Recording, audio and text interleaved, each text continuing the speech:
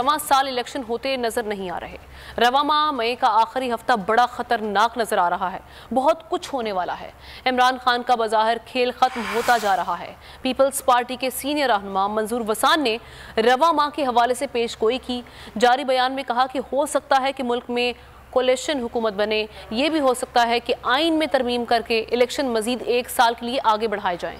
PDM का ये इरादा था कि हुकूमत अपनी मुद्दत पूरी करके 8 अक्टूबर को इलेक्शन कराए।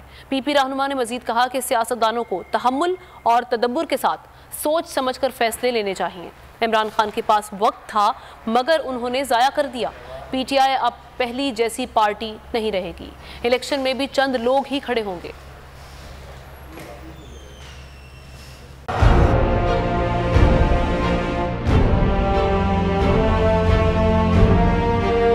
अदालती अहकामात के बावजूद कराची में शुएब शेख के घर को गैर कानूनी तौर पर मिसमार कर दिया गया है।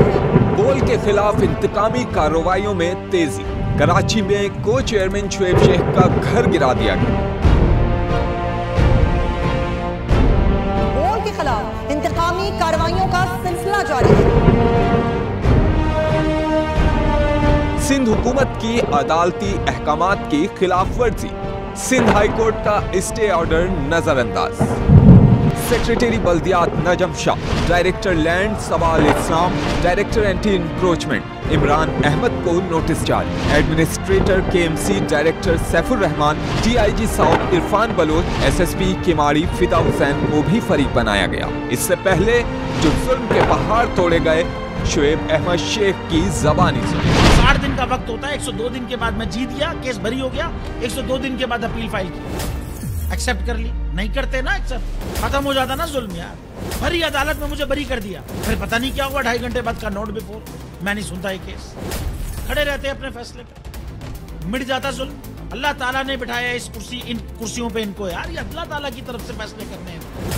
तो या तो ये फैसले आएंगे, जुल्म मिट जाएगा, या कौम खड़ी हो जाएगी जुल्म के खिलाफ।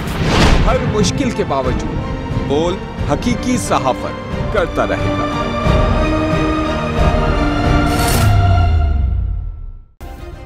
सब्सक्राइब करें और बेल दबाएं ताकि कोई खबर रह न जाए।